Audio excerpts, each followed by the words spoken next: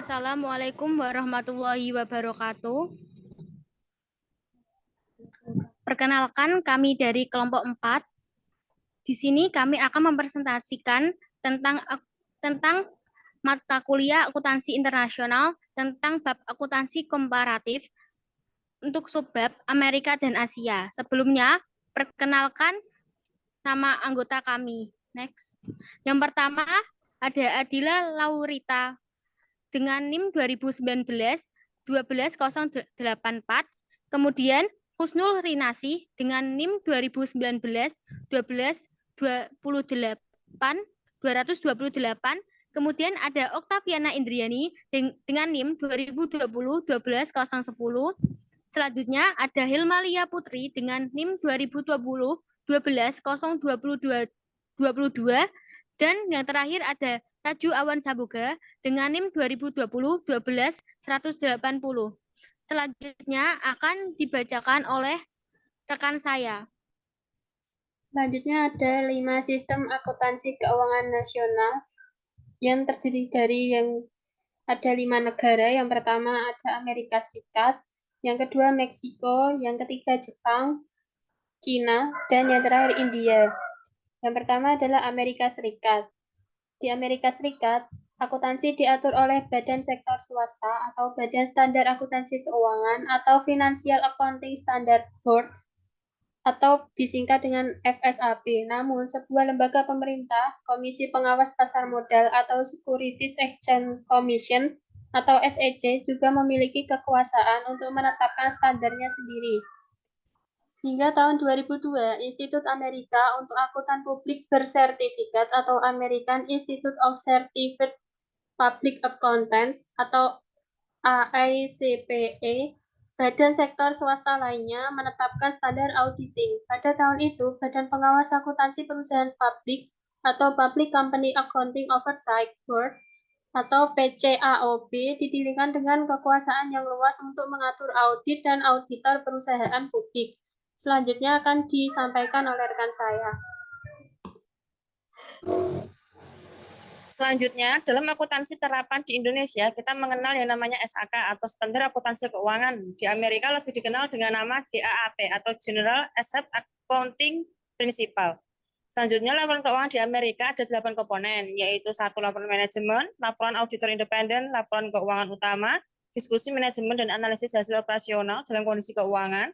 Yang kelima, pengungkapan atas kebijakan akuntansi dengan pengaruh paling penting terhadap laporan keuangan. Selanjutnya ada catatan atas laporan keuangan, perbandingan data keuangan selama atau 10 tahun, dan yang terakhir data triwulan terpilih. Selanjutnya,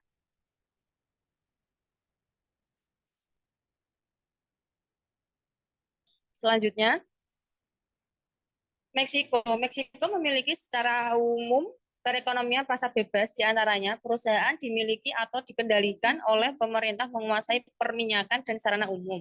Sedangkan perusahaan swasta mendominasi industri manufaktur, konstruksi, pertambangan, hiburan, dan jasa.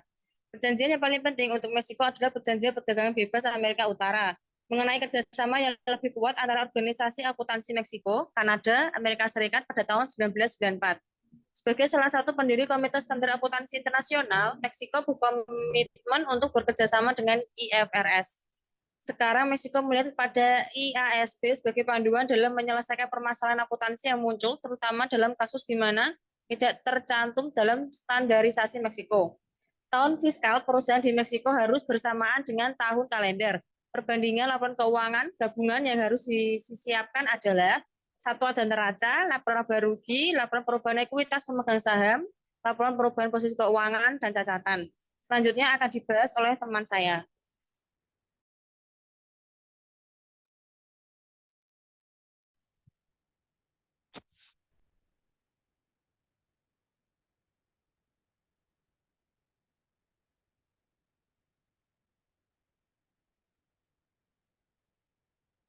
Slide selanjutnya, Kak.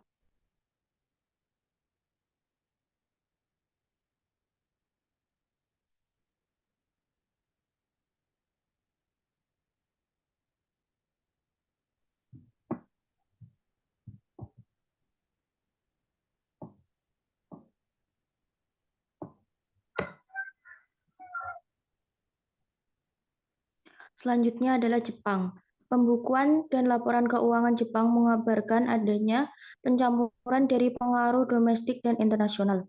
Dua badan pemerintah yang terpisah bertanggung jawab atas regulasi akuntansi dan terdapat pengaruh yang lebih lanjut Undang-Undang Pajak Penghasilan Perusahaan Jepang. Pada setengah awal abad ke-20, pemikiran akuntansi mencerminkan pengaruh Jerman. Sisa abad selanjutnya adalah pemikiran Amerika Serikat. Pemerintah nasional memiliki pengaruh yang signifikan terhadap akuntansi Jepang. Regulasi akuntansi berdasarkan pada 3 badan hukum Undang-Undang Perusahaan Company Law, Undang-Undang Pertukaran dan Sekuritas, dan Undang-Undang Pajak Penghasilan Perusahaan. Ketiga hukum tersebut berhubungan dengan satu sama lain dan disebut sistem hukum segitiga. Laporan keuangannya, 1. Neraca, 2. Laporan laba rugi, 3. Laporan usaha, 4. Laporan penentuan penggunaan laba ditahan, 5. Jadwal terkait.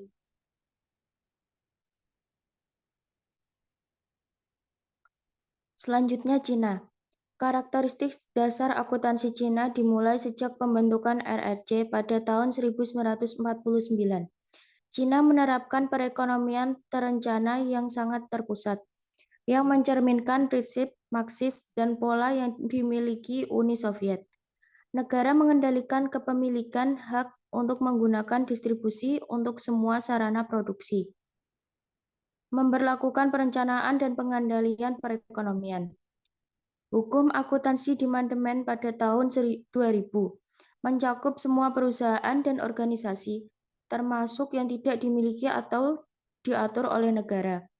Hal ini menjelaskan prinsip umum akuntansi yang mendefinisikan peran pemerintah dan berbagai hal yang dibutuhkan dalam prosedur akuntansi. The State Council atau Dewan Pemerintah juga mengeluarkan aturan pelaporan dan akuntansi keuangan perusahaan atau Financial Accounting and Reporting Rules for Accountants atau FARR. Semua peraturan ini fokus pada pembukuan, persiapan laporan keuangan, praktik pelaporan, dan akuntansi keuangan lainnya dari berbagai hal tentang pelaporan. Periode akuntansi diminta sesuai dengan tahun kalender. Laporan keuangan terdiri atas 1. Neraca, 2. Laporan laba rugi, 3. Laporan arus kas, 4.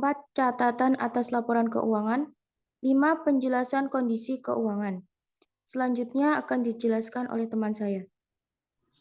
Baik, untuk materi selanjutnya yaitu materi terakhir tentang India.